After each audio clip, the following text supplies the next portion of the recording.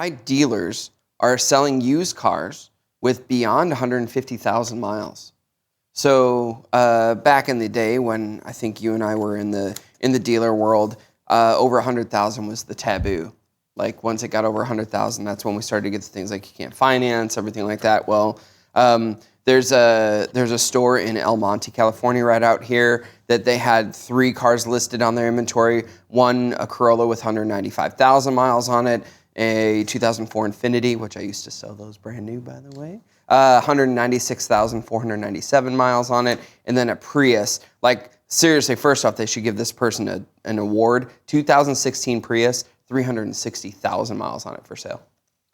Yeah, the 300,000 mile cars now the new 100. It's like guys will say, because of testosterone and HGH and having a young girlfriend or whatever, that like 60 is the new 40. Have you ever heard that? And it doesn't say here on.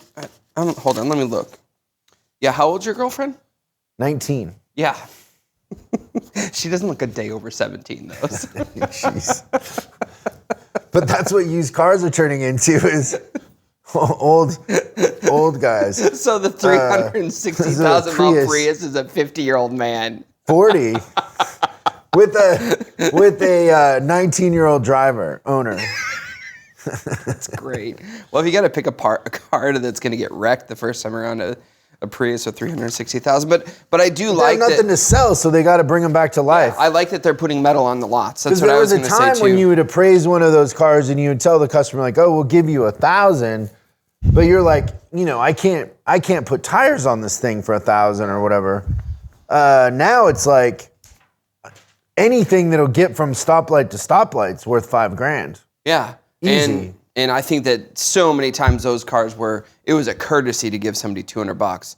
Like that's what you would pay to dispose of the thing. But I don't know, they're resellable now because nobody can get a car any other way. Yeah. It's interesting what's happened. It really is. But I thought that was pretty cool. And that just nicely segues us into our next story, which is talking about Toyota and how they used to have, 60 to 90 day inventories for the dealers. So on the lot, you'd have 3 months worth of sales just sitting right around the lot. And they believe that once the chip shortage is over and everything like that, they're actually going to target a 30-day supply, which makes a lot of sense to me. Well, yeah, I think that a lot of manufacturers should think that way, in the sense that if you have Tesla selling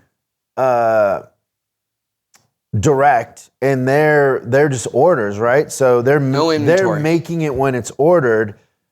The old model of having 90 days, you're burning through money, especially if interest rates are going up and dealers have to floor those. It's going to be more expensive to floor them if they had a 90-day supply. So there's a lot of reasons to bring that day's supply down and keep the grosses higher. I think also that helps the used car market, because if they flood the market here next year with cars, these customers that have paid over, those cars are going to depreciate to a degree that isn't sustainable. That's right. And it's going to mess with the used car prices. Yeah. So by holding back the new supply a little bit, you're going to protect the used car market to a degree, or the drop in depreciation. Yeah, there was another thing I didn't think about. I was watching a YouTube video on the shortage of inventory That's where I get all my medical advice, YouTube. Yeah, why not? Anything you need to know is on YouTube. But I thought it was really interesting. Something I never thought about, because they were talking about the new car and the used car shortage, is something I never even remotely considered until I watched this thing, is that thinking about leased vehicles, right? So people that leased a vehicle back in 2019, normally when someone leases a car, they drive it for 3 years, they turn it back in. But what's been happening lately? They keep them. They keep them because they're worth so much more than what the residual is. So the used car market has lost all those lease returns. So there's another shortage happening on top of this shortage, on top of that shortage. Like, it's a freaking mess. And I think it's a perfect storm. It is a perfect storm. And then the cost of metals and all the things going on overseas and everything like that are making it so that the cost of producing cars is going up. So there's going to be a shelf between the way that the new cars are priced now and they are priced later. Like, there's it's a good time for them to reset the model. I think the 30-day thing is brilliant.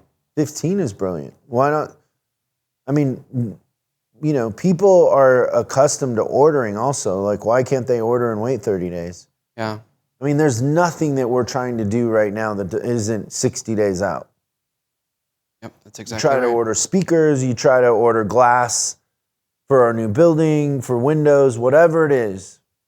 It's 60 days out and then it'll be late. So they say 60 and it's actually like probably 90. But it does remind me, before I get too far into this next story, is that, you know how there's all these people that believe that the earth is flat? Yeah. The earth is flat. Flat Earth Society and everything like that. Yeah, you don't believe the earth is flat? Well, I didn't until very recently, because I do think the earth is flat, and it's because the oceans aren't carbonated. We get it. That was a good one. All right, so rolling into our next one. I love when he doesn't laugh, by the way. You got to tell him it's a good one.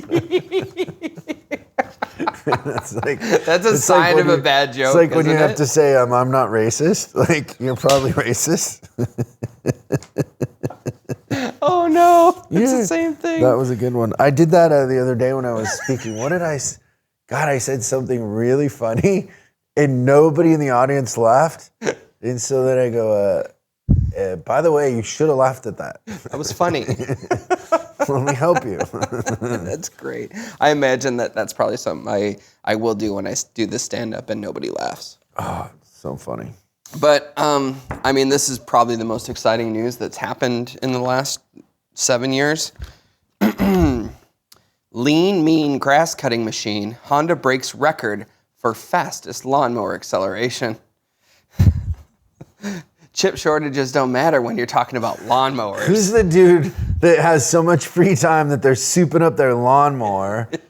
Why do you want to go fast on a lawnmower? Okay, so... that just makes me think of like Tim Allen from Tool Time. Like, and the thing blows up, right? Yeah, like, and poor Al's being like, no, Tim, don't do it. We got so much free time, we're going to modify a Honda lawnmower. Okay, so I'm going to have you guess. So they measure the speed of the lawnmower to break the Guinness Book of World Records. For a lawnmower? For a lawnmower. So there is a record. There was a record, and Honda has broken it. What was the previous record? I canto tell you that. But what I can tell you is that they measure lawnmower speed for this particular Guinness Book of World Records from 0 to 100. So dead stop to 100 miles an hour.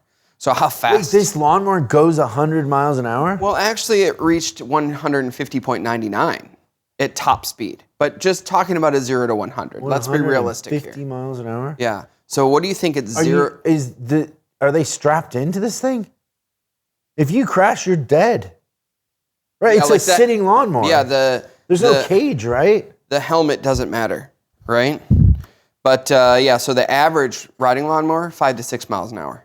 Yeah. Yeah. So that's what it should be. Right. But what do you think the 0 to 100 time is on this thing? Modifications you have to do? It's gonna blow your hair away. What is it? 0 to 100 on a lawnmower, 6.29 seconds. Wow. That's pretty fast. That's faster than most cars. It's just basically an engine and a steering wheel. There's not much to go other than... What kind of tranny they have in that thing? I don't know. I wouldn't expect they have a lot of gears. It's gas combustion?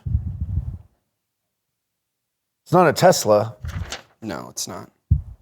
That's crazy. Oh, it's a combustion. It's the same engine that they put in the CBR 1000, the race-ready bike. So it's a motorcycle engine. That's nuts. Thanks so much for watching this clip of Service Driving Revolution. We're uploading new stuff every day, so make sure you subscribe and click the bell icon so you don't miss out.